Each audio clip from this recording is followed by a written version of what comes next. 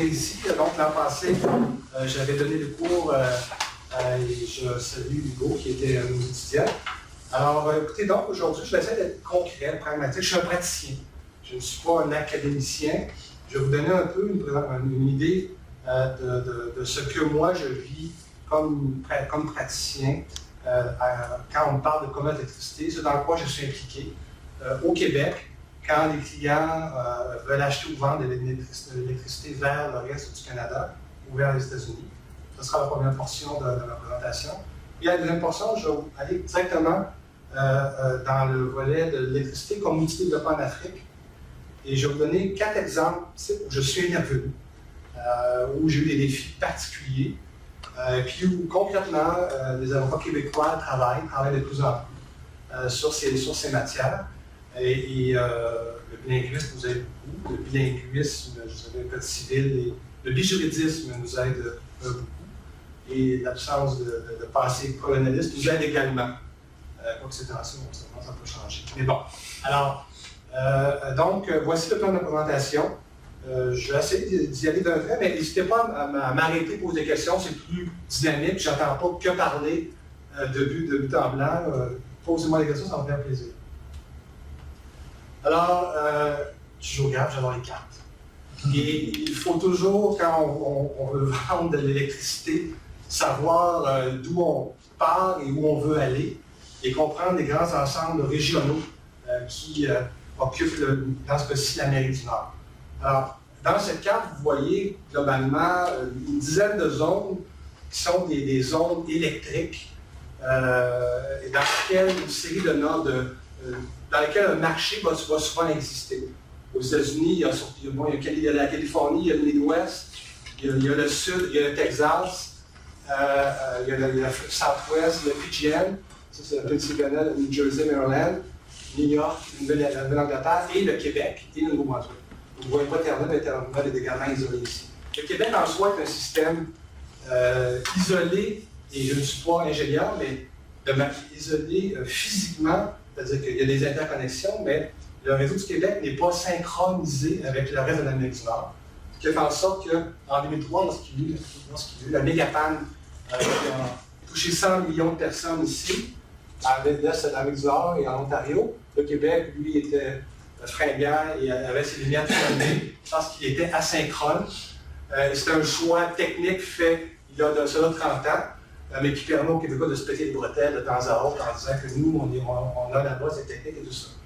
Mais vous allez voir que cette panne-là a eu des effets importants aujourd'hui au niveau juridique à l'égard de la fiabilité, qui est un volet que je vais aborder tout à l'heure, mais qui a un impact sur le commerce de l'électricité.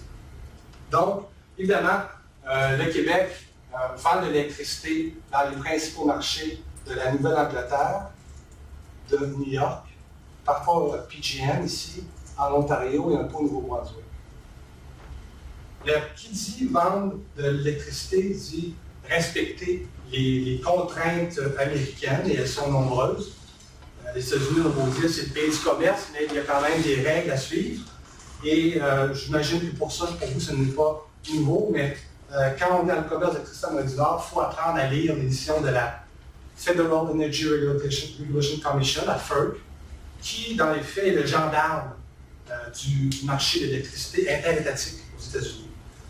Donc, c'est l'agence gouvernementale, un peu l'espèce d'Office national de l'énergie américaine ou la Régie énergie québécoise, qui a compétence, notamment, elle en a sur le gaz, elle en a sur rien d'autre, sur la construction de certains ouvrages hydroélectriques, mais en ce qui nous concerne, notamment sur le commerce interétat des tarifs de gros d'électricité.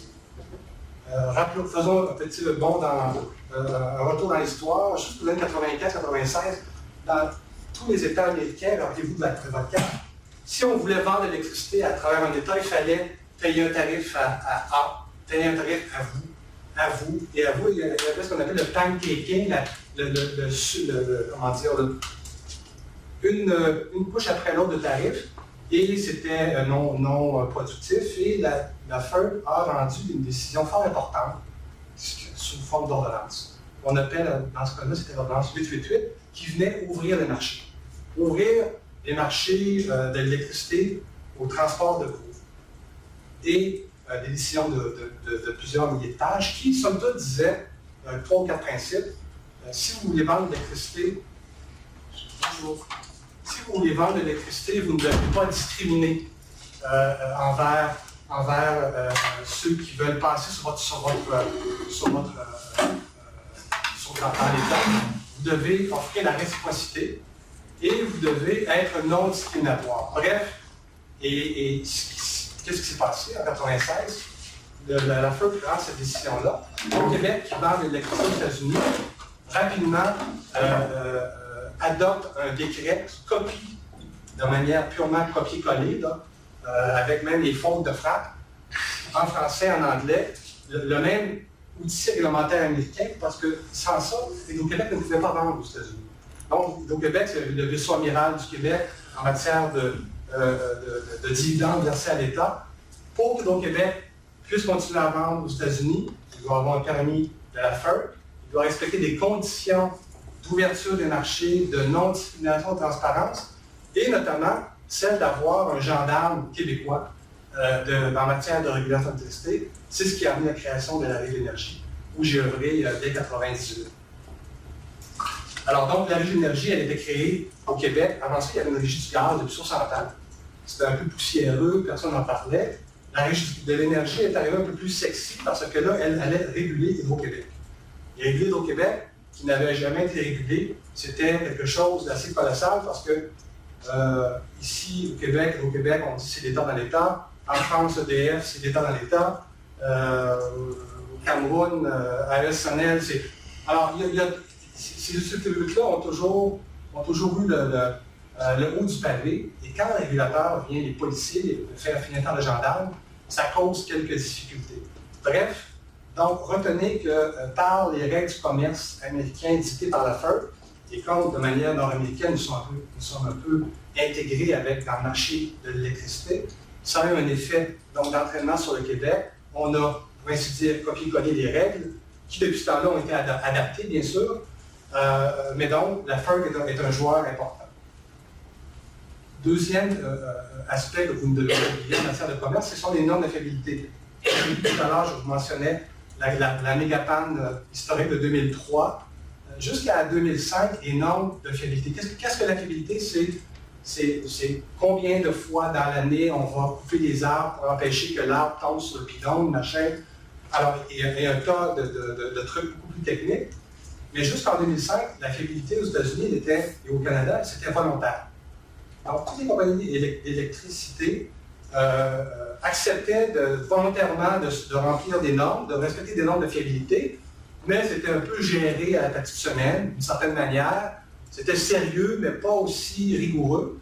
Mais est arrivée cette branche d'arbre en Ohio qui a eu un effet domino sur un réseau électrique et qui a tenu dans le noir là, pendant, je pense, 2 jours, ou à peu près, une grande partie de l'annexe nord, sauf le Québec.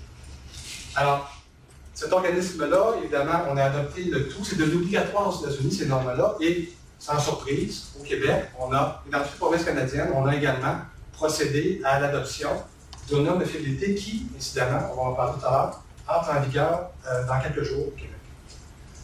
Alors, une fois qu'on a regardé les grands principes, comment on vend ou on achète de l'électricité vers et venant des États-Unis?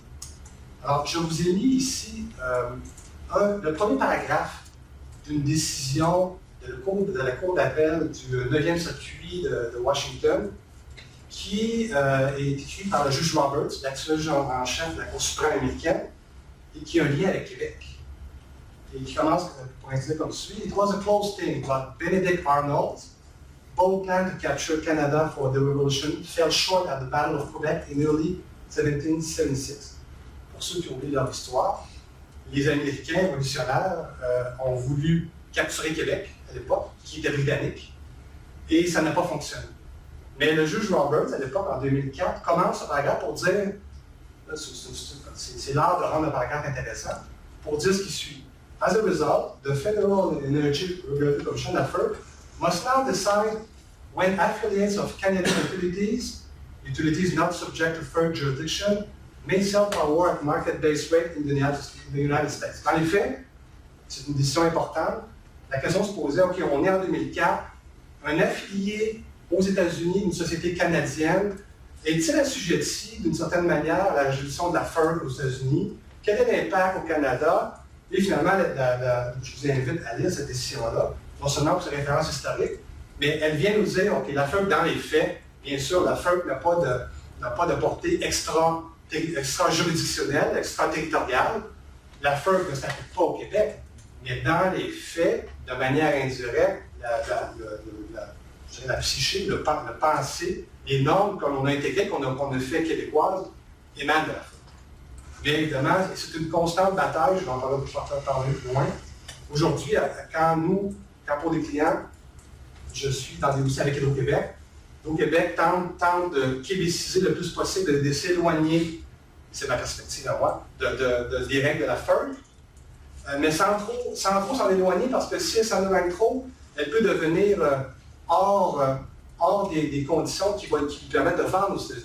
Donc, il y a une constante bataille ici au Québec qui doit s'assurer toujours de respecter les conditions, parce que si une scène ne respecte pas les règles américaines, elle ne pourra pas vendre aux États-Unis. Alors donc, les décisions de la FERC, bref, en matière d'énergie, on les lit, même à Montréal. Je vais vous éviter ces 5 paragraphes-là. J'imagine que je pourrais rendre disponible la présentation, vous pouvez les lire avant de vous endormir le soir, si vous ne vous endormez pas. Alors, la FERC, donc, je l'ai dit, le petit résumé, ce sont des normes de participation au marché qui sont édictées aux États-Unis. Au Canada, en vertu de nos lois constitutionnelles, ce sont les provinces généralement qui ont le haut du pavé en matière de ressources, et notamment dans le cas de l'électricité. Donc, on laisse ça aux provinces. Au Québec, c'est la régie et le gouvernement, parce que la régie, dans les faits, on va y venir sur le marché de l'électricité, elle joue un rôle, mais assez minimal.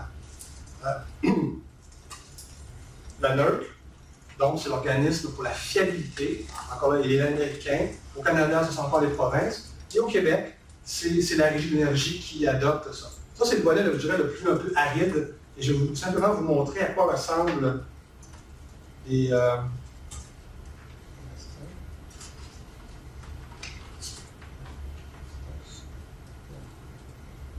Je veux cliquer, Christophe, sur... la touche de droite pour avancer. Touche de droite, ok, 3 points. C'est pour avancer? Non, je veux ça et aller sur le site. Ah, ok.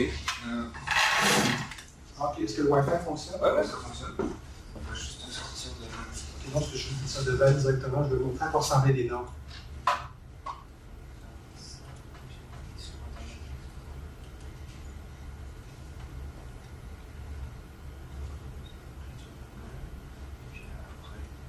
Mais là, si je vais sur mon lien, c'est ça? Est-ce qu'il va aller directement sur le lien? C'est ce lien-là? C'est ça, oui. C'est un PDF. Ok, c'est ça. Oui, voilà. Alors, ces normes de fiabilité de la NERC, adoptées par la Régie de l'énergie, à être mises en vigueur au 1er avril 2015. Alors, nous sommes très dans le temps, nous sommes très à jour.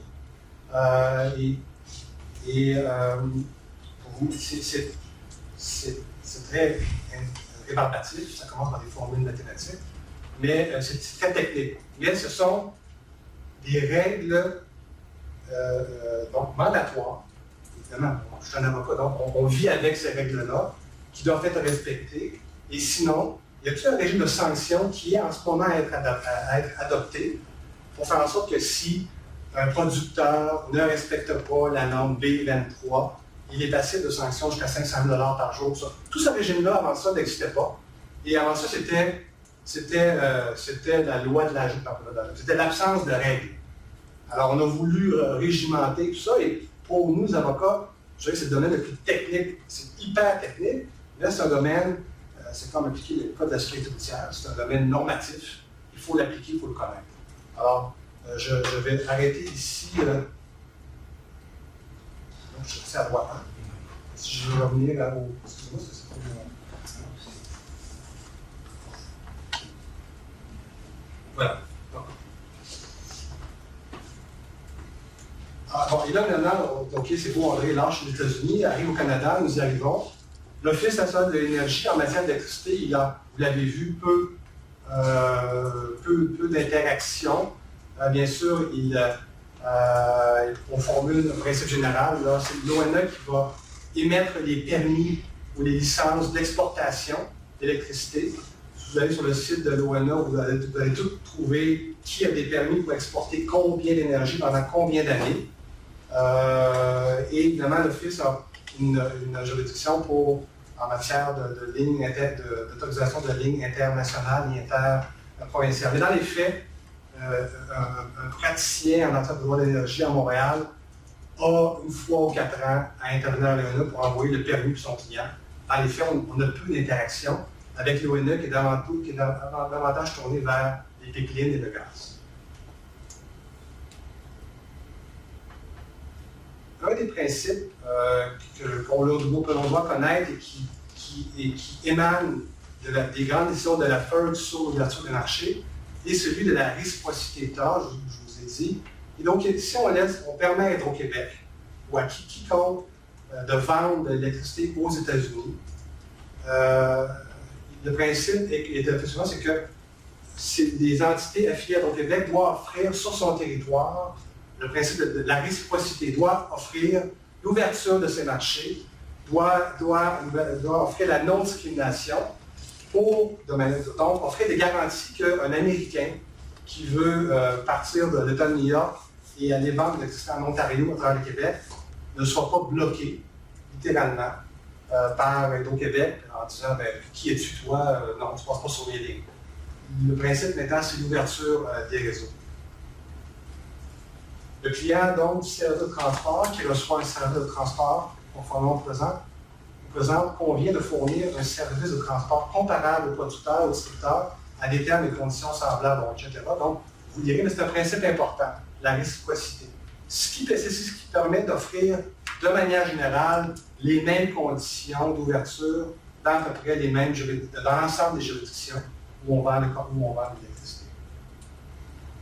Alors maintenant, si j'ai parlé de l'aspect plus vers les États-Unis, si on revient au Canada et on est au Québec et on veut vendre en Ontario, au Nouveau-Brunswick ou à Terre-Neuve, quelles règles devons-nous regarder? Évidemment, à tous égards, les tarifs et conditions des services de transport au Québec, c'est un document donc très important et c'est le document en question qui avait été copié-collé à l'époque en 1996, que l'on a donc traduit, que la Régie de l'énergie adopte et revoit année après année depuis 2001 et qui vient définir clairement comment quelqu'un, Chronic Energy, Christophe Energy Inc., qui veut vendre de l'énergie éolienne dans le marché du Massachusetts, comment il veut vendre, produire de l'énergie éolienne, il faut la transporter.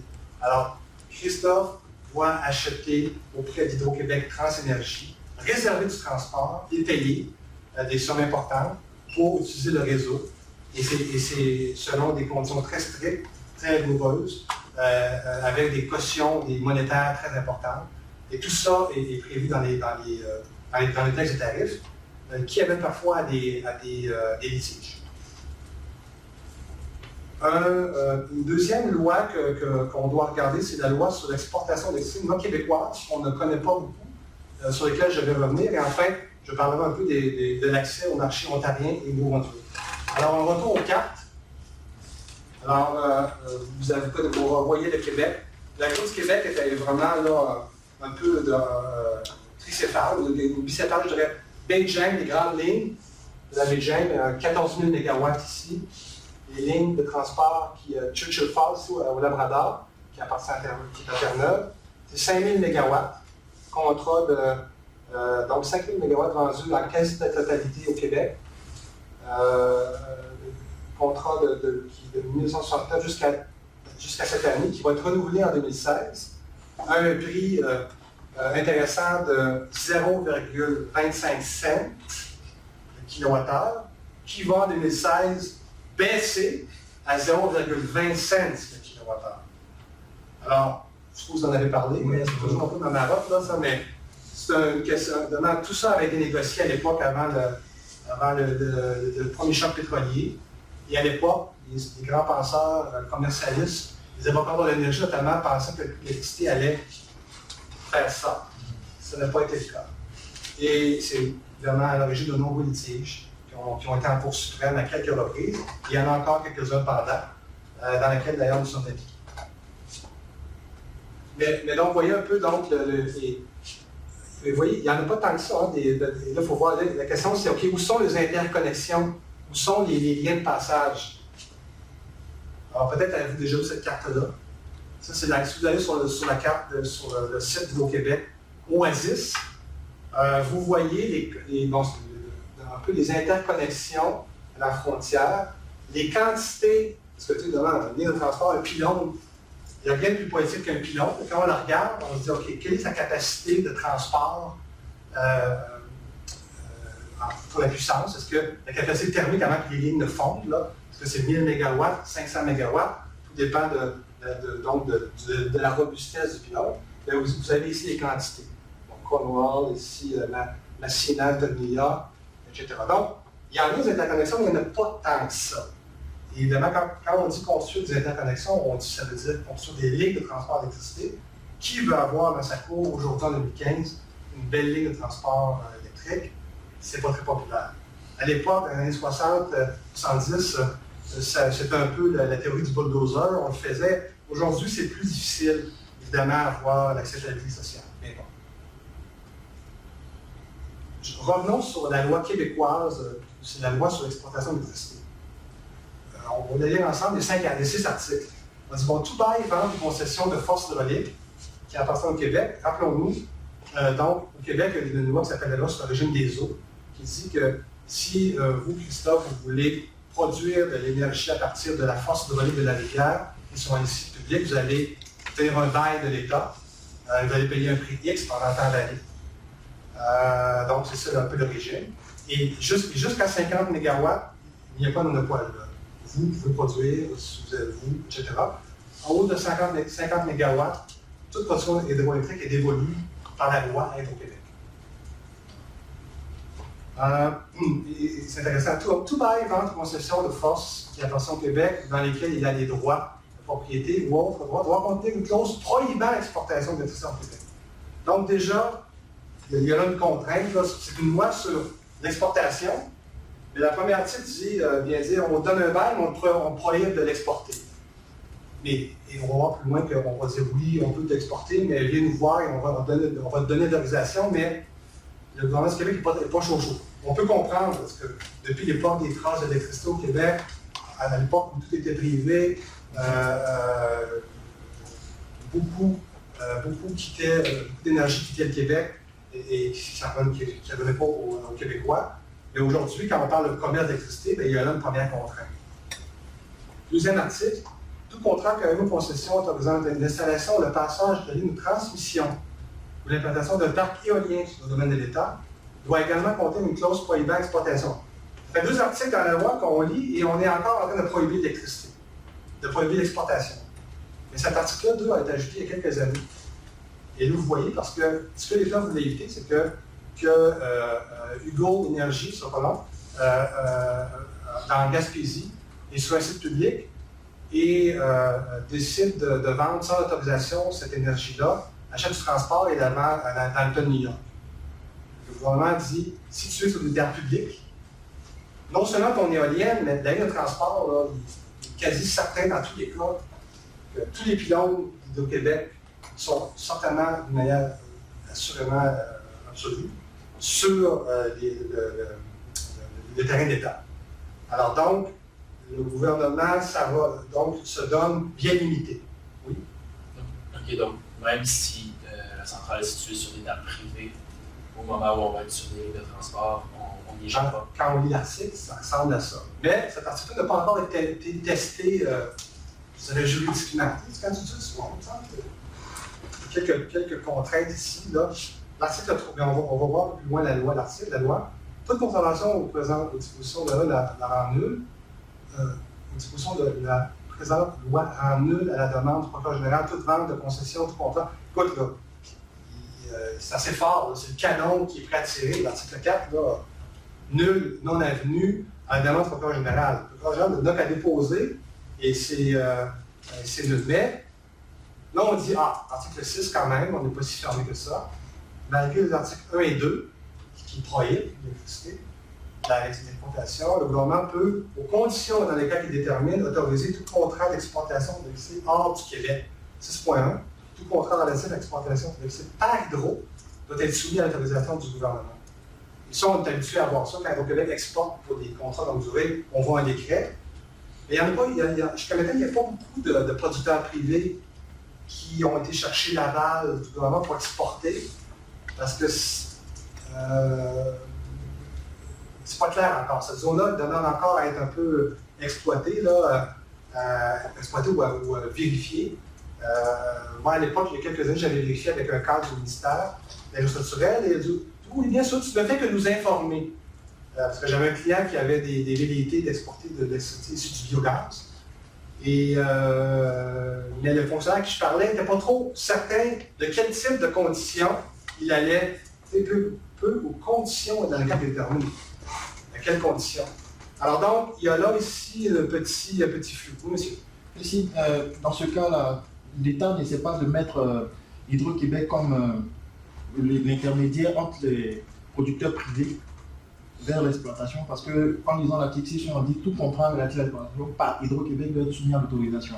Donc je suppose que si un producteur privé voudrait exporter, il doit forcément passer par Hydro-Québec qui va... Rappelons-nous, Hydro-Québec est une seule entité juridique, oui, mais elle est divisée en fonctions, séparée fonctionnellement. Production, qui n'est pas réglementée par l'énergie, distribution, qui vous envoie votre compte d'électricité tous les mois, et transport, qui est techniquement indépendant et de distribution et de production, pour lequel Hydro-Québec Production doit acheter du transport pour transporter vers et tout comme les producteurs privés. Donc, il faut passer par Hydro-Québec, mais Hydro-Québec Transport. Mais comme je l'expliquais à quelqu'un récemment, le réseau Hydro-Québec, son but dans la vie, évidemment, c'est de servir les Québécois, mais c'est aussi de vendre de l'énergie. Alors, plus au Québec vend l'énergie, plus l'État du Québec est content. Mais plus il vend l'énergie, plus il occupe les réseaux de transport d'électricité. Et plus il occupe les réseaux de transport d'électricité, moins il y a de la place pour les autres concurrents. Alors, il y a là une lutte, une concurrence saine d'une certaine manière.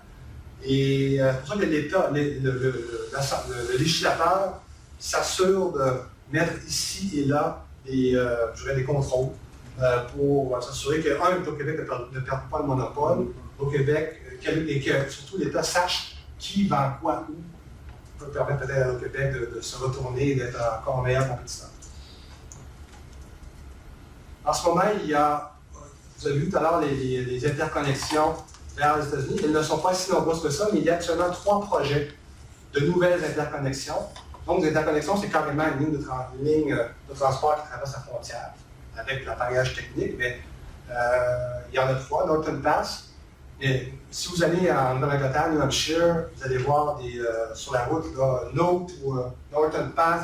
Évidemment, eux, là-bas, ne veulent pas devoir de pylônes dans les montagnes blanches. Vous avez été au New Hampshire. Bon, alors il y a là une question d'acceptabilité sociale.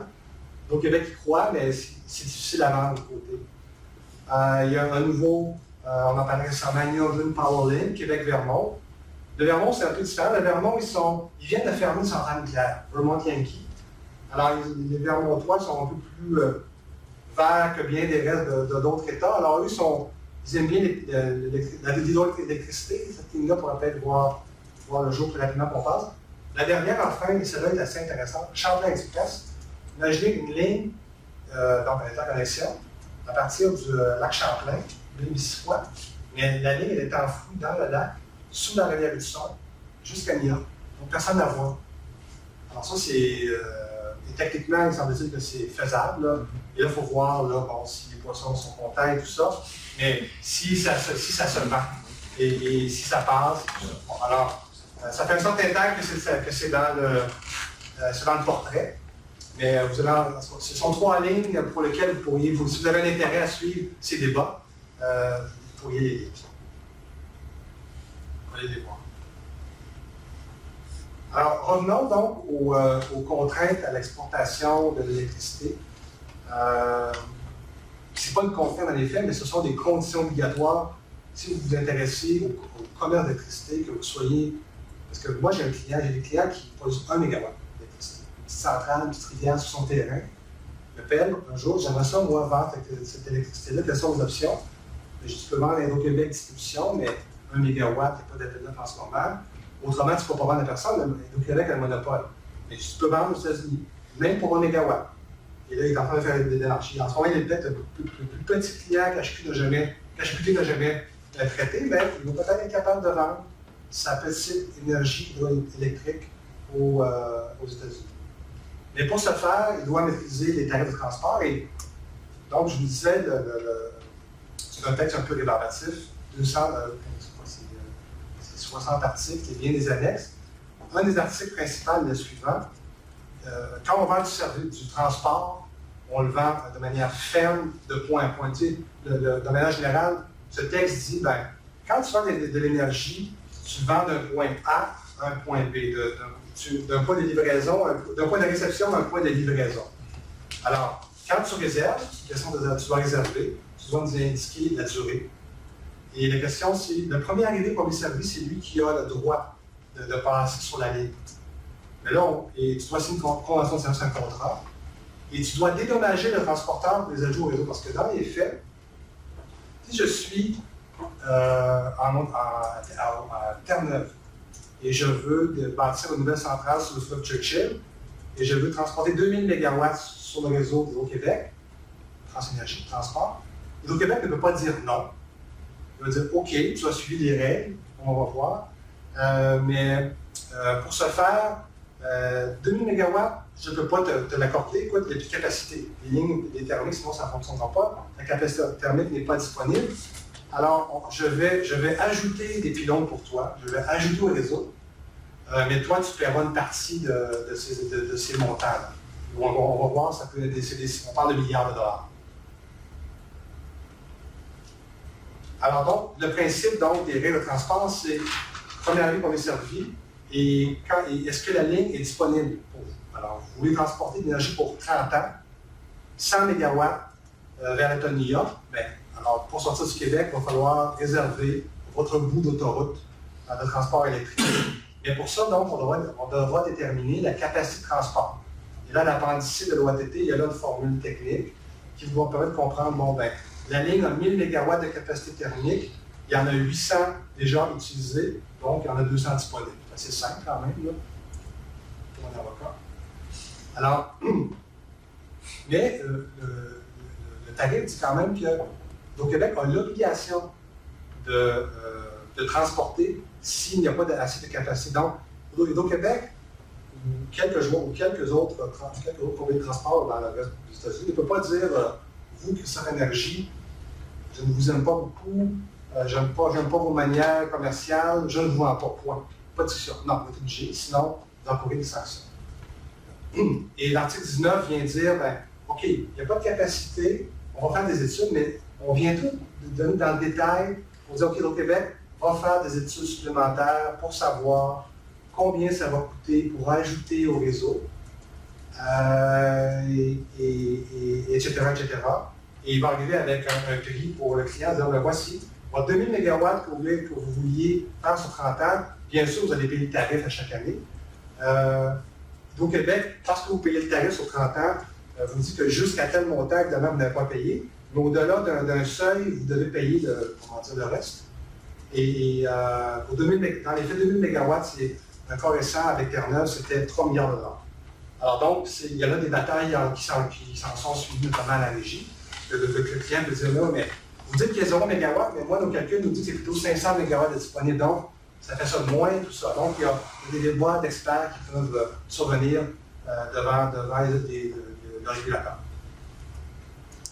On peut, une fois que l'on a acquis, qu'est-ce qu'on achète? On achète un système de transport. Moi, je vais voir Hydro-Québec, vous êtes Hydro-Québec, je vais montrer avec vous, et vous, votre service est de me transporter l'énergie pendant 30 ans de temps, selon un caractère de fiabilité, de sécurité, du point A au point B. Mais évidemment, je peux décider, moi, après 3 ans, de revendre ce que j'ai réservé avec vous à madame pour une dizaine d'années.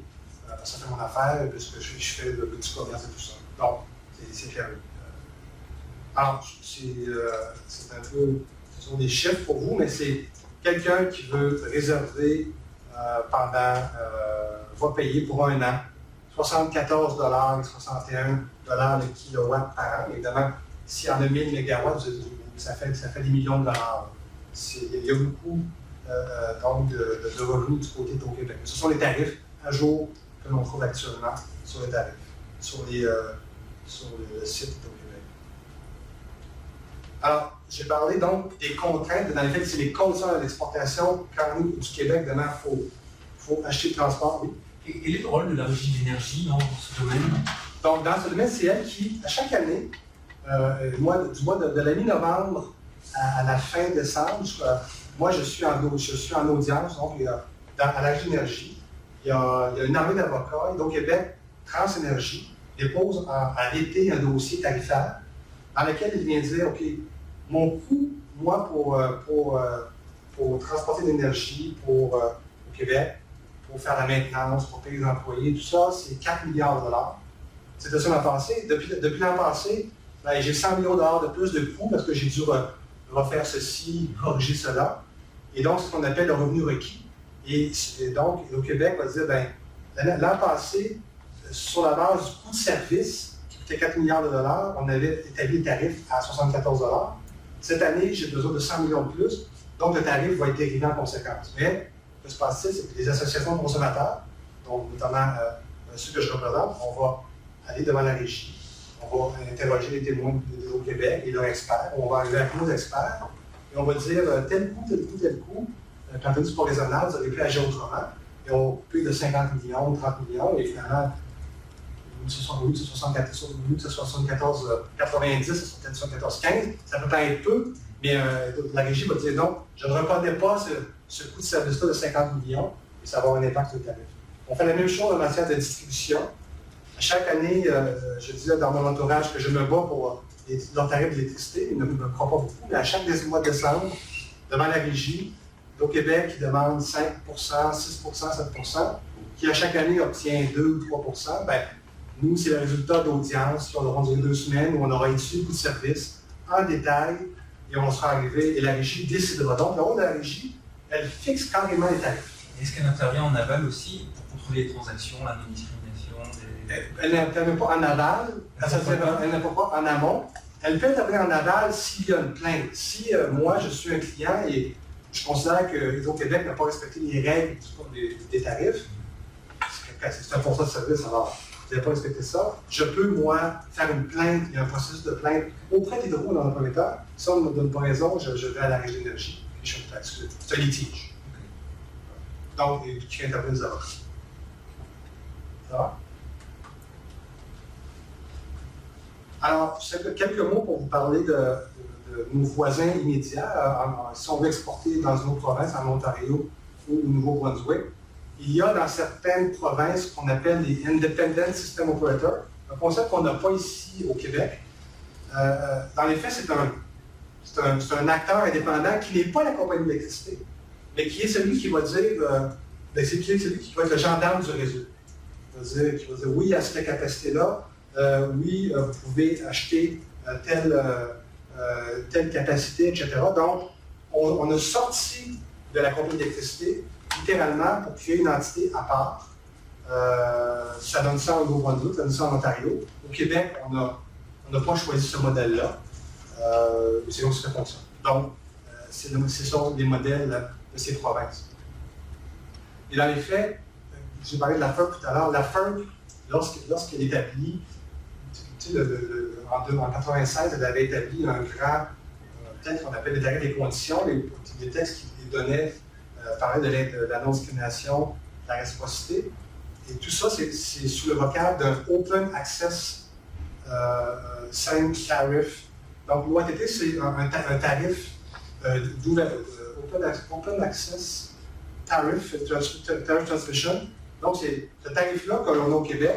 Dans certaines autres juridictions, comme en Ontario, on n'a pas de tarif, mais on a des règles de marché mais qui s'apparentent à l'OATT, qui fait en sorte qu'il n'y a pas de discrimination dans les réseaux ouverts, tout ça.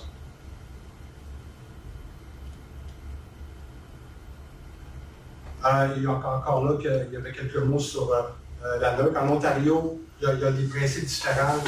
Le Net Interchange Schedule Limit, qui vient établir, là, qui doit en tout temps, un réseau d'électricité, ça doit en tout temps être équilibré, selon l'offre et la demande. Et en Ontario, ils ont une mécanique un peu différente. Mais si vous allez sur le site de l'IESO de l'Ontario, Independent Electricity Operator en Ontario, vous allez voir en temps réel la demande. Alors, il faut même y aller. Ça, donc, je clique que.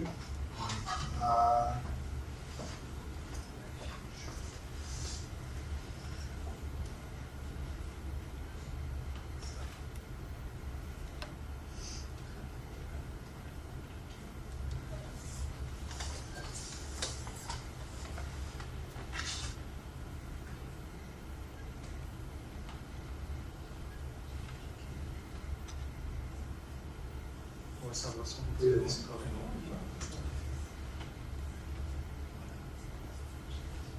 Ok, mais là, si je veux regarder ça, ça va.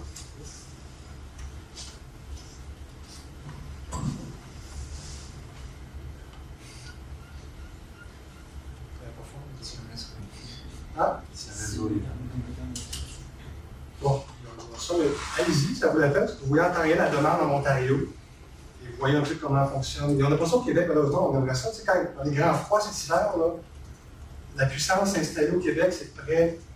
La demande québécoise par les grands froids, c'est environ 39 000 et quelques mégawatts. Mais des fois, c'est intéressant de voir quand au Québec fait appel aux gens pour qu'ils consomment moins, ben, ça serait déjà surpris. On n'a pas ça encore au Québec. Bon, un réseau. Si ça marche.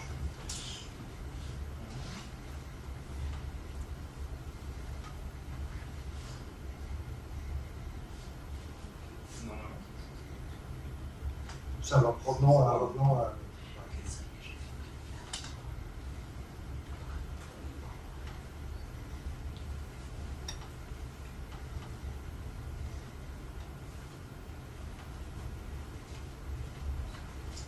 Excusez-moi pour ça, contre-temps.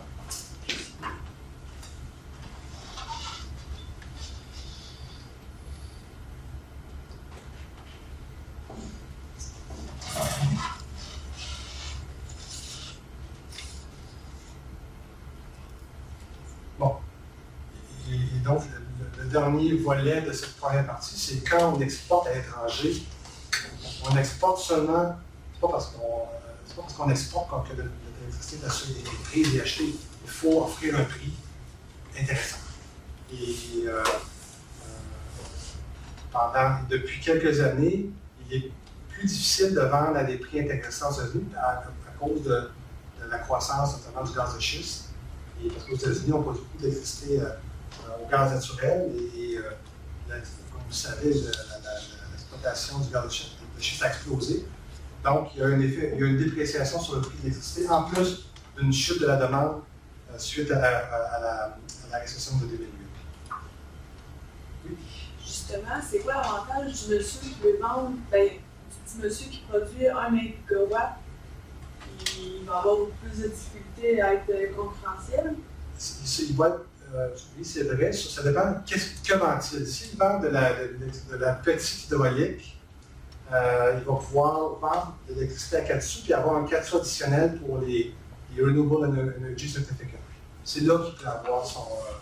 Mais autrement, effectivement, petite hydraulique pour grande hydraulique, ça ne vaut pas le coup dans toute la chaîne du transport parce qu'il n'y a pas des volumes assez importants. Alors donc, changeons de continent. Parlons un peu maintenant du commerce de l'électricité. Je dis comme outil développeur en Afrique, puisque moi, et peut-être certains de nos collègues ici pourront témoigner, là, mais c'est ce que je vois dans les différents projets quand je vais dans ces pays. Alors, il n'y a rien comme une carte pour nous mettre en... Alors, tout à l'heure, je vous ai montré une carte de l'Amérique du Nord avec les principales régions géographiques en lien avec l'électricité. Ici, tu as vu la même chose. Donc, il y a ce qu'on appelle le South Africa Power Pool, le SAP, le EEAP. C'est tous des pools, donc c'est des grandes régions géographiques où, globalement, on essaie de créer des marchés régionaux électriques.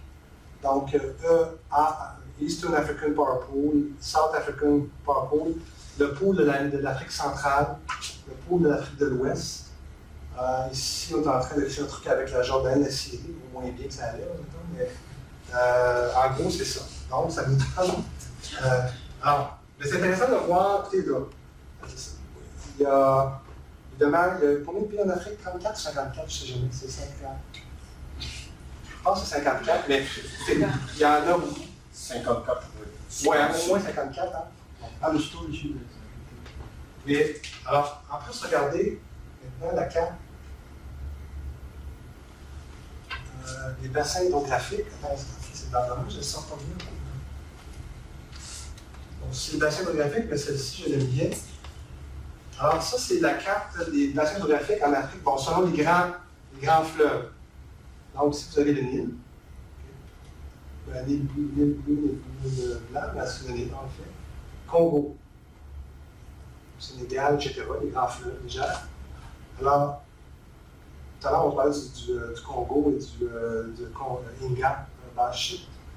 Mais en ce moment, vous voyez, il y a vraiment beaucoup de potentiel hydroélectrique. Et en ce moment, tout ce qui grouille de castors qui aiment bâtir des barrages, là, surtout en Afrique en ce moment, il y a vraiment beaucoup de projets d'énergie. Évidemment, quand ce n'est pas de l'hydroélectrique, plus au nord, c'est au gaz, quand il y a du gaz. Et avec ça, vient aussi des lignes de transport d'électricité. Alors, c'est là où moi, modestement, j'interviens. Un premier mandat dans lequel j'étais impliqué, c'était pour faire une ligne de transport d'électricité entre le sud de l'Arabie Saoudite, Madina, Riyad, pas Riyad, oui, c'est ça, Riyad, là, je pense. Donc, à travers la péninsule arabique, sous le golfe d'Aqaba, jusqu'au Cap. Bon, et l'objectif dans cette entente, c'est premièrement un choc culturel. Quand on vient du Québec, on se dit, bon, ces gens-là ils parlent arabe, on s'entend. C'est un mélange, ce que je veux dire, mais on comprend rapidement que les Saoudiens et les Égyptiens, c'est deux cultures différentes. C'est ce que j'ai compris après 3 ans de négociation. Et bref, le principe, c'était qu'en Arabie Saoudite, il fait immensément chaud à des pointes là, importantes, et donc des heures de pointe et selon les saisons importantes, ce qui est différent au Caire. Alors, les Saoudiens, les Égyptiens, les Saoudiens ont dit, nous, on est prêt à financer cette ligne pour sécuriser notre réseau, pour qu'on puisse, en temps utile, importer de l'Égypte de l'électricité qui vient de, je sais pas si c'est le sud de l'Égypte, le Soudan, Aswan, le barrage d'Aswan. Et en d'autres temps, avec il y a beaucoup de gaz, les produits d'électricité au gaz, on va exporter vers le Caire quand le Caire en aura besoin. Mais c'était pas. Le principe, c'était de faire une interconnexion qui n'existait pas. Mais ce que les clients voulaient, c'était pas. Ils disent, nous, on ne veut pas juste vendre l'électricité et en acheter, on veut échanger. Donc, c'est un échange où on se remet à zéro à chaque année. Et accessoirement, s'il le faut, parce que vous le demandez, on va en vendre, mais c'est surtout ce qu'on appelle encore un swap. On va échanger selon la périodicité et la saisonnalité.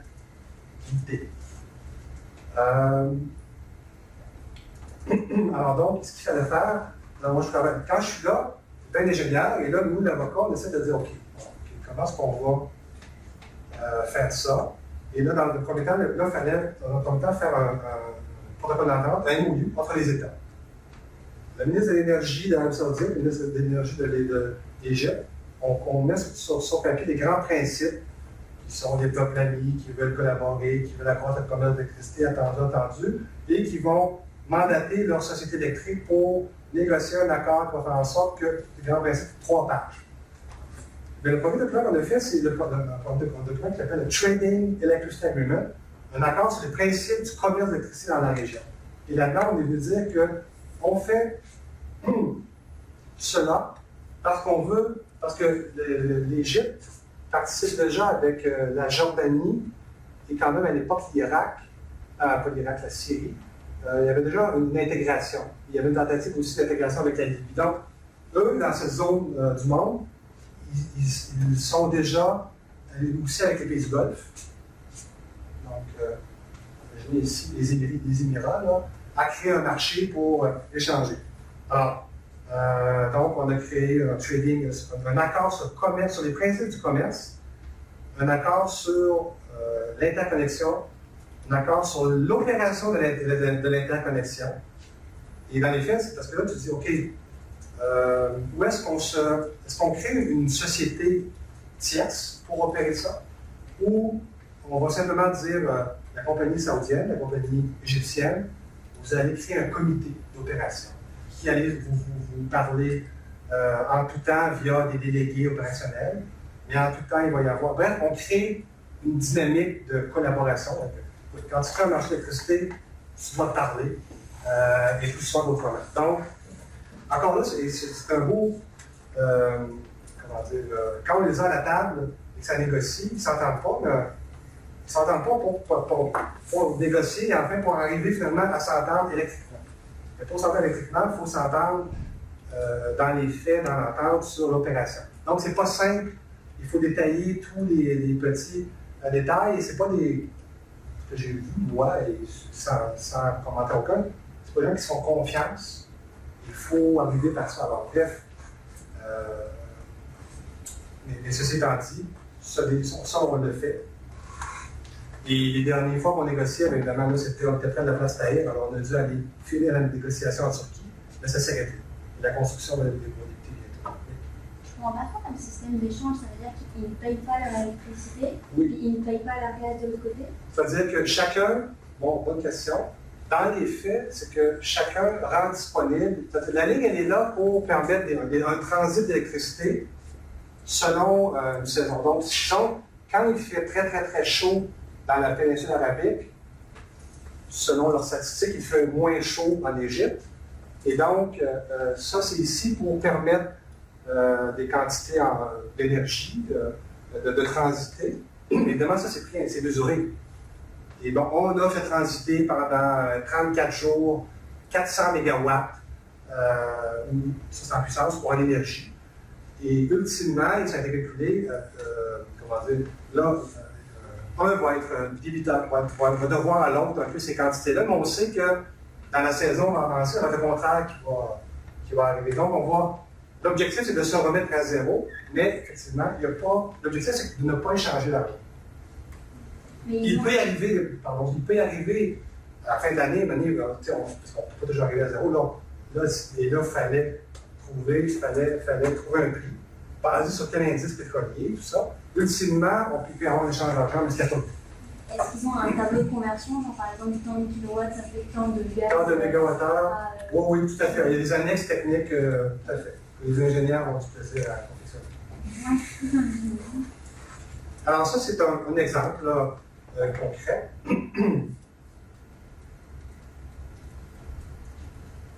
Alors, je ne sais pas s'il y a des Tanzaniens, des Rwandais ou des Burundais dans la salle, là. Mais donc, ça, c'est un dossier sur lequel je travaillais à 2 reprises. Bon, la zone de Rwanda-Burundi et un peu vers l'ouest, c'est le Congo. C'est une zone, vous savez, qui a été grandement affectée par les troubles politiques, le génocide, tout ça. Donc, c'est une zone assez instable politiquement. Ben, oui, quand même. Moi, la Tanzanie, je dirais, là, on va me corriger. Alors, à la frontière, et dans ce point-là, ce sont les grands lacs africains. Alors, ici, vous avez le Bujumbura, là, c'est au Burundi, c'est le lac Tanganyika, lac Kivu. Et vous savez, donc, ici, donc, il y a le Rwanda, il y a le lac Kivu, et le Congo, je ne sais pas l'idée, le Congo, il est ici. Et évidemment, là, il y a dans l'est du Congo, c'est une zone de guerre encore, là. Mais bref, on a dit, William Ousmane, il est là. Alors, c'est une centrale qui est à charge sur 2 pays. La Tanzanie et le Rwanda sont fervents. Alors, bref, suite au génocide, tout ça, la meilleure façon que les pays travaillent ensemble, c'est d'électrifier les pays et de faire des projets communs. Et notamment, ce projet-là, qui est sur une rivière. Alors, donc, les gens ont voulu faire des projets conjointement, tout ça aidé par la Banque mondiale et la Banque africaine. Et donc, nous, on était intervenus au début pour leur dire, ben, là, on nous demandait, que j'avais, moi, de la Banque mondiale, c'est-à-dire, OK, comment on fonctionnait? OK, on a trois sociétés d'électricité avec une centrale à charge de 2 pays. Comment on va gérer ça? Alors, nous, on avait suggéré que, ben, chacune des sociétés, c'est-à-dire qu'on crée une société, une compagnie nouvelle, une société SPV, Single Purpose Vehicle en français, une société nouvelle. Bref, une nouvelle compagnie, duquel sont actionnaires la compagnie d'utilité publique de Tanzanie, du Burundi et du Rwanda, qui devient le propriétaire de la centrale. Il est le propriétaire de la centrale, donc la compagnie qu'on appelle Rusumo Power Company, dont les actionnaires sont en part égale, vont vendre dans chacun des pays le tiers de la production à la compagnie électrique de Tanzanie, TANESCO, au Rwanda et au Burundi. Mais là, alors ça, on a fait ça. On a reproduit un beau projet, tout ça. Moi, on fait ça, il y a 4 ans. On fait ça, on est content, on n'entend plus parler.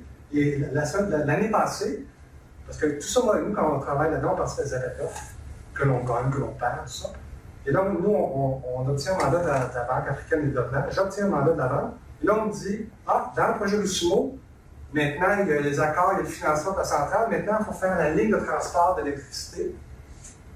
Un instant, là. Alors, voilà. Alors, ça, c'est la ligne de transport, OK?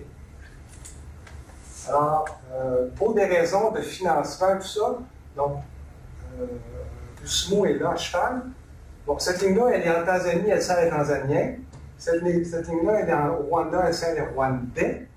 Cette ligne-là, elle est techniquement pour le Burundi, elle sert les Burundais, mais il y a un bout qui est en Tanzanie.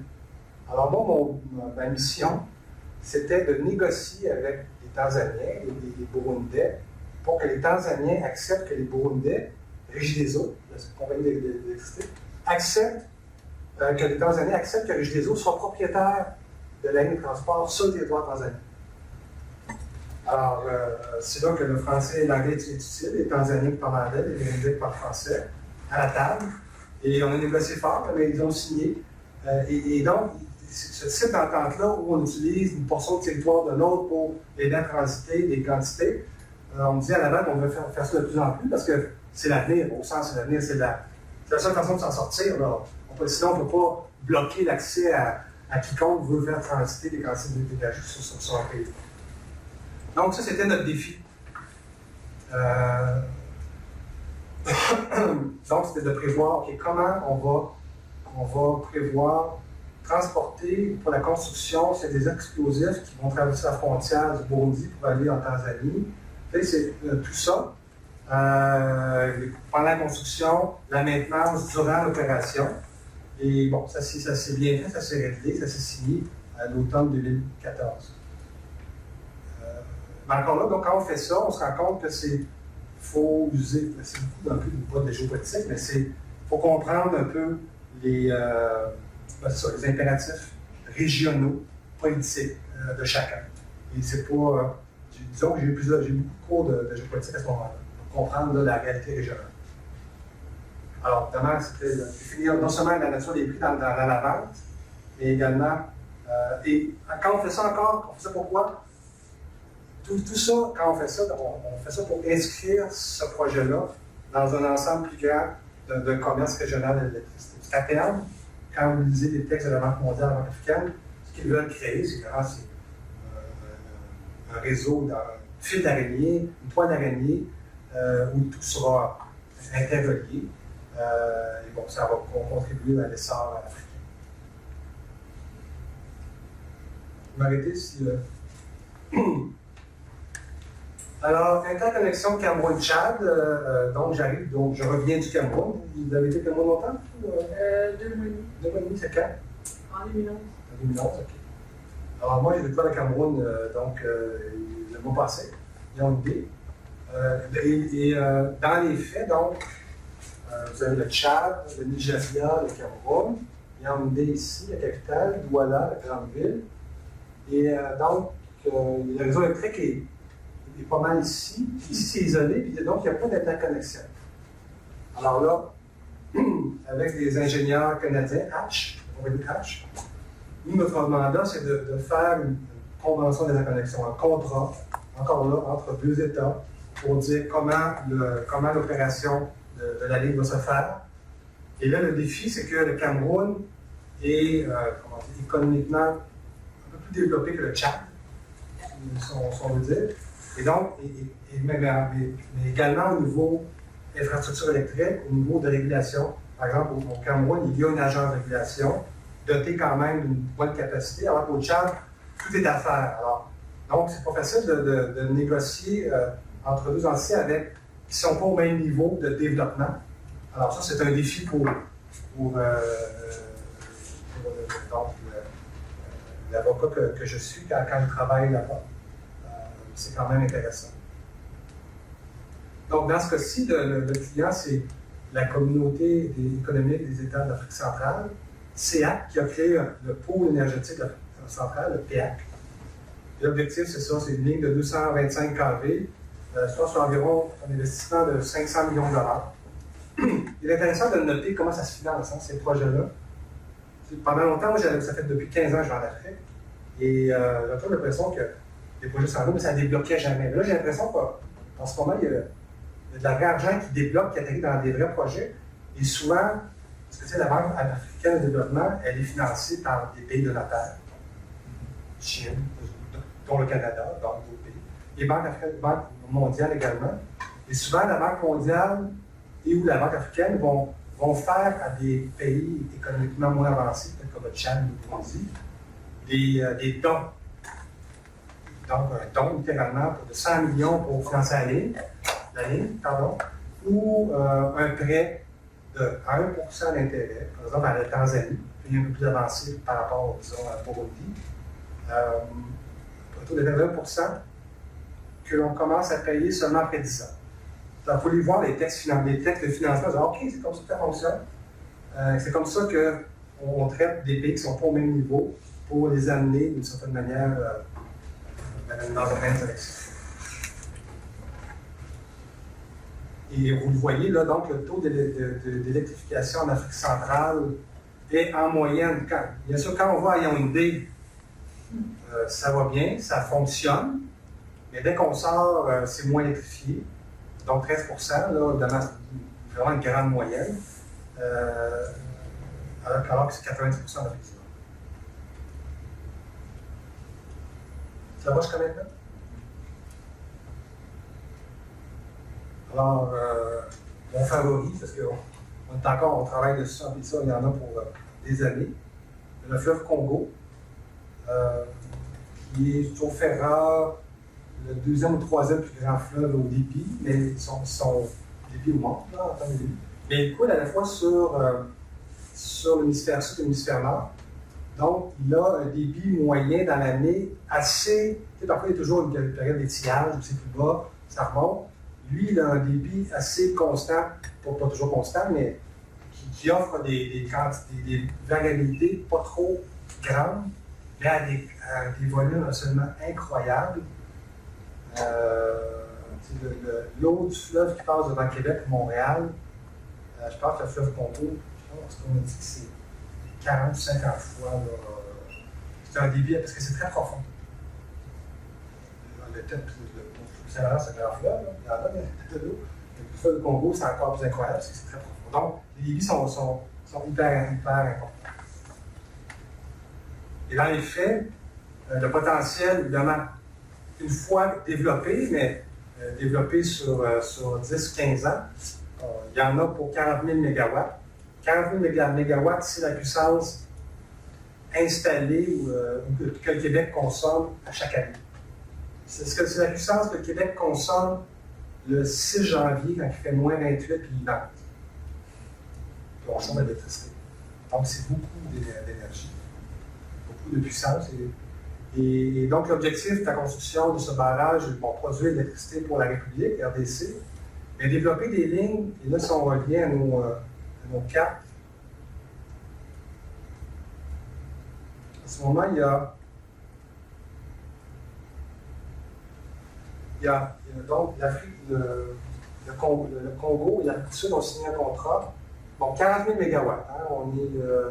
Ça, c'est ici, OK. Pour le Congo, c'est à peu près ça. Là. Alors, la première tranche, on développe 4 500 mégawatts. L'Afrique du Sud a signé pour. Johannesburg est ici, à peu près dans le nord. A signé pour 2 500 mégawatts, donc un traité. Donc, il y a une ligne de transport qui va partir d'ici, de Kinshasa, du Congo, pour aller ici, à travers les pays, là, Namibie, tout ça. Techniquement, en ce moment, on parle d'autres lignes vers le Nigeria. Et potentiellement, d'ici, on peut monter une ligne vers l'Égypte. Là, on est dans les milliers de kilomètres. Mais en même temps, milliers de kilomètres, 2-3 000 kilomètres, l'énergie qui vient de la baie James au Québec, qui vient de Churchill, on est dans les 1500 km. On est capable de transporter sur des grandes distances, mais évidemment, on n'en est pas encore là, mais quand même, pour la première fois, il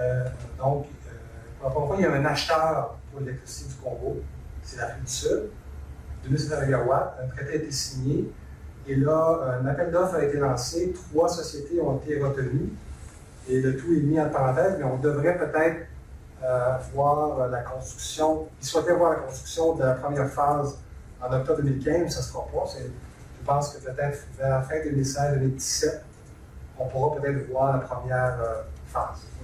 C'est exclusivement pour l'exportation vers le Sud du Sud. Non, c'est ça. Donc, le Congo, c'est un grand pays. C'est à peu près ça, là, pour le voir. Alors, non, il y a 1 000 mégawatts qui est dévolu à la région, ici, pour l'électrification. Puis un autre nombre de mégawatts non défini, parce que dans la région sud, c'est le Katanga, c'est une région minière, où il va y avoir autant de mégas disponibles pour des sociétés minières qui vont vouloir en prendre. Donc, oui, c'est pas juste un projet d'exportation, il faut que les Congolais en bénéficient. Sinon, on n'est plus en 1962. C'est un peu technique. Est-ce que c'est plusieurs barrages sur le fleuve Congo? Est-ce que c'est un grand barrage qui va harnacher le fleuve? Non, c'est plusieurs barrages. OK. Puis, je pourrais même vous envoyer, là, pour ceux qui s'intéressent, un barrage, somme toute, c'est pas très complexe. Surtout la construction peut être complexe. Dans ce cas-ci, on dit que c'est complexe, mais c'est très profond, tout ça.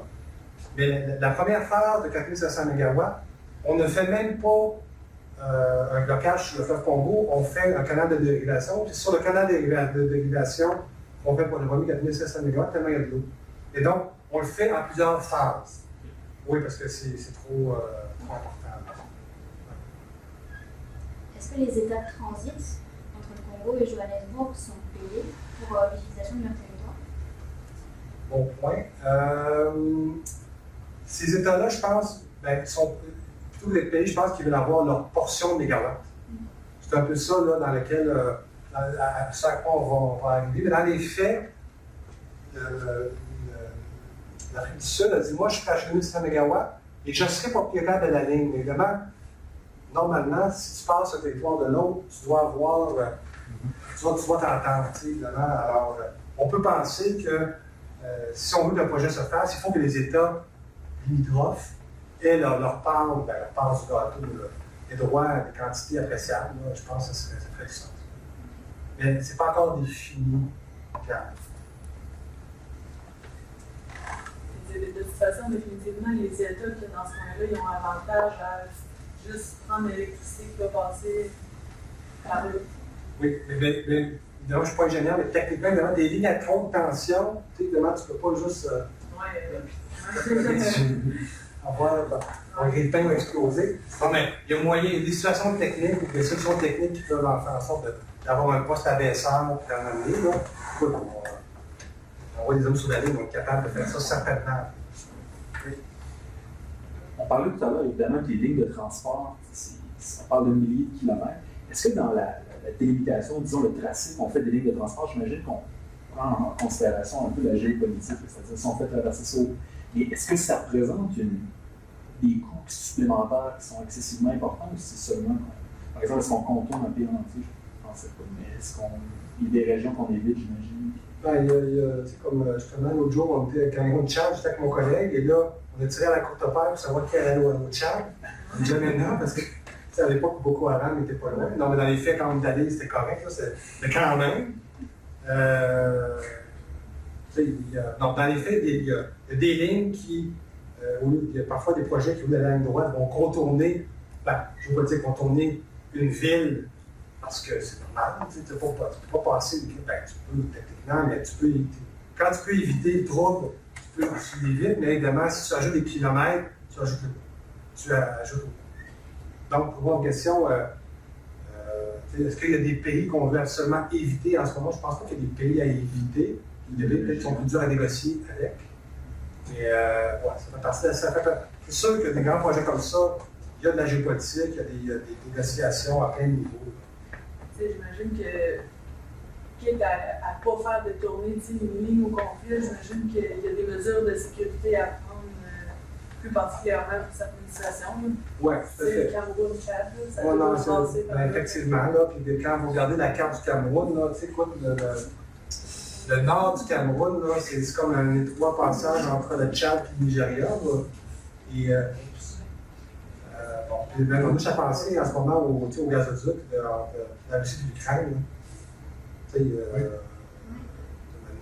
On n'a pas trop parlé, mais ça n'a pas explosé. Je pense que chacun voit son intérêt à ne pas détruire cette infrastructure-là de base, mais des fois, des conflits mènent parfois à des résultats un peu non souhaités.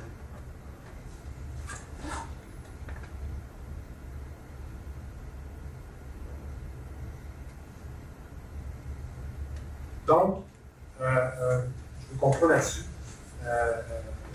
Stay tuned, comme dit en anglais.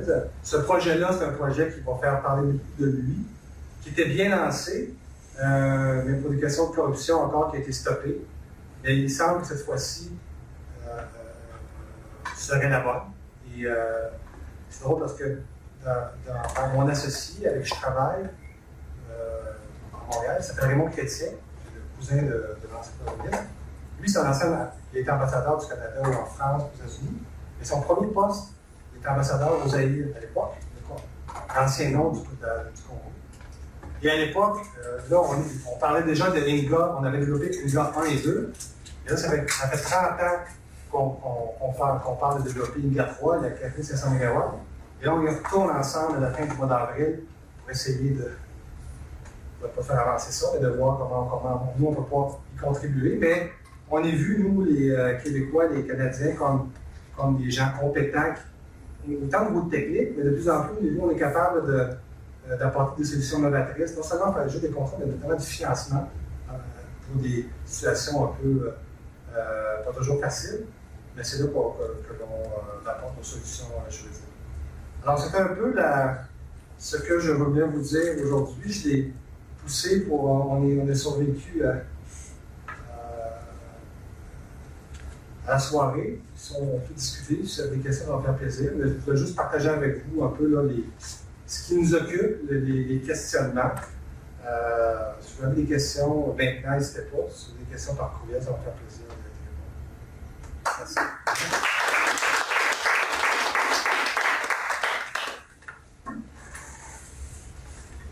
Oui. Moi, évidemment, je suis tchadien, je viens du Tchad.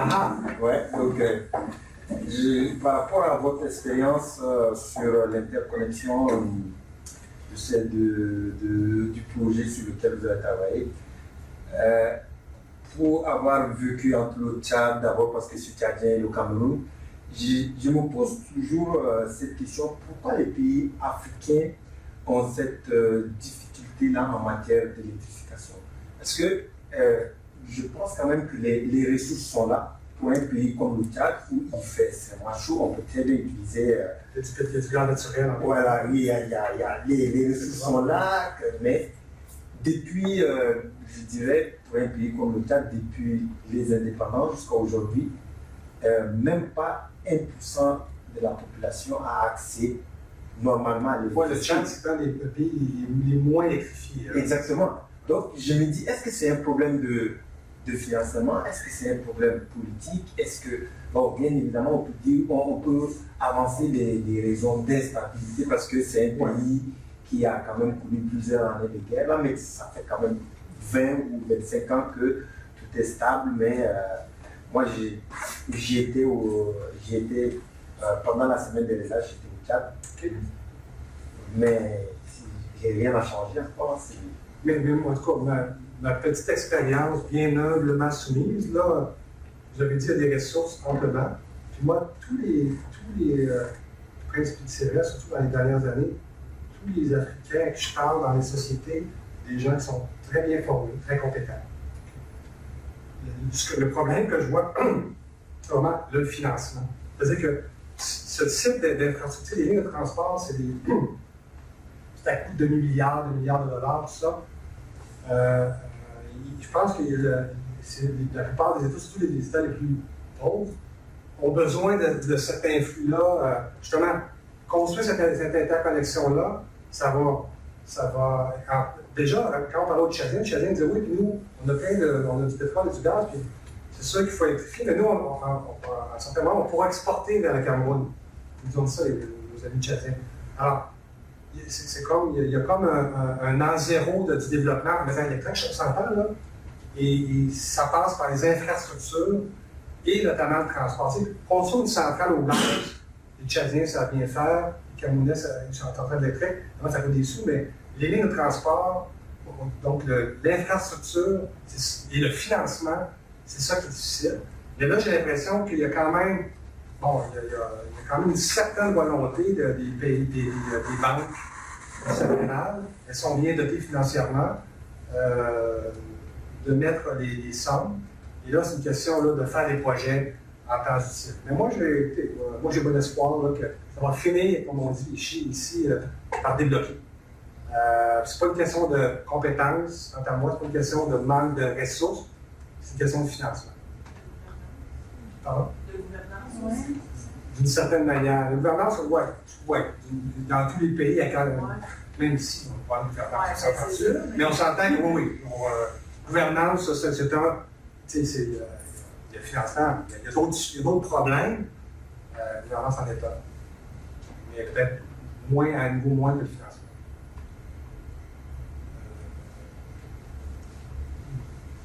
Il y a des banques publiques qui financent ces projets? Les Chinois.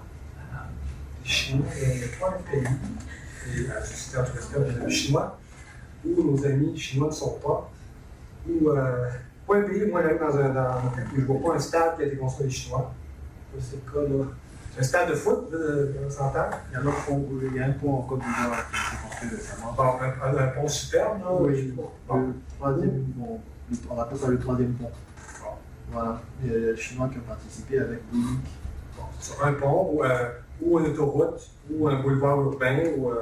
Alors, il y a beaucoup de financement chinois et à la clé, écoutez, donc, les banques mondiales, banque africaine, banque islamique, banque, donc des dons bilatérales comme la Chine. Les Américains ont annoncé, je ne sais pas combien de milliards, mais ils l'ont annoncé, mais on n'a pas encore vu l'argent sur le terrain. Mais il y a une volonté certaine, dit-on, avec Obama, mais en compréhension, on est en train de il y a beaucoup d'argent canadien. Et dans la production hydraulique, Hydro-Québec était jadis impliqué, puis Hydro-Québec international, dans les projets. Ils avaient apporté leur connaissance. Depuis 2004, ils se sont retirés pour des raisons internes. Et à chaque fois qu'on voit dans ces pays-là, on dit ah, les Canadiens québécois au Québec, ils étaient ici, pourquoi ils ne sont pas là? Non, regardez, pourquoi ils ne sont pas là, mais ils avaient dans certains pays, ils ont quelques difficultés, je pense au Sénégal. Au Québec, à la CSHN, il y avait un problème. Il y avait plus de participation, ça s'est mal tourné. Mais en général, ils sont peu présents. Mais ce qu'on voit beaucoup, c'est les ingénieurs québécois et de plus en plus quelques modestes avocats canadiens. Oui? J'ai une question parce qu'en fait, pendant une vingtaine d'années, ma mère a travaillé en tant qu'ingénieur et construisait des barrages dans toute l'Afrique de l'Ouest. Et ce qu'elle me dit, c'est qu'il y a un moment où tout s'était arrêté. Vers les années 85, ça commençait à partir, et 90, où ça s'est arrêté. Et de ce que je vois, c'est qu'il y a beaucoup de projets là, et de grande ampleur pour faire sur des grands projets. Donc est-ce qu'il y a vraiment un moment où ça s'est arrêté et ça a repris, ou est-ce qu'en fait, ça a toujours été plutôt comme ça, et c'est des projets qui j'étais pas là à l'époque, en 85, mais moi, ça fait depuis 2001-2002 que j'y vais plus souvent. Certainement qu'il y a eu une période où la volonté internationale, où les banques n'étaient pas aussi bien dotées en matière de financement. Deux, à l'époque, 85-90, le monde avait d'autres problèmes. L'Afrique n'était pas sur le radar. Là, en ce moment, l'Afrique était des taux de croissance là, de 7, 8, 9 on en voit dans plusieurs pays. Peut-être, je ne peux pas répondre à votre question sans doute, mais moi, pour parler à des africanistes, des gens qui vont là souvent, effectivement, ils disent là, on voit là, vraiment là, une volonté, beaucoup plus de projets qu'on en voyait. Pourquoi ça a été suspendu par la pandémie, honnêtement, je ne sais pas. Mais la volonté n'était pas là, mais là aussi, là, l'Afrique est en marche, manifestement. Alors, je vous remercie encore. Alors, si vous avez des questions, n'hésitez pas. Vous savez où nous trouver. Bonne soirée.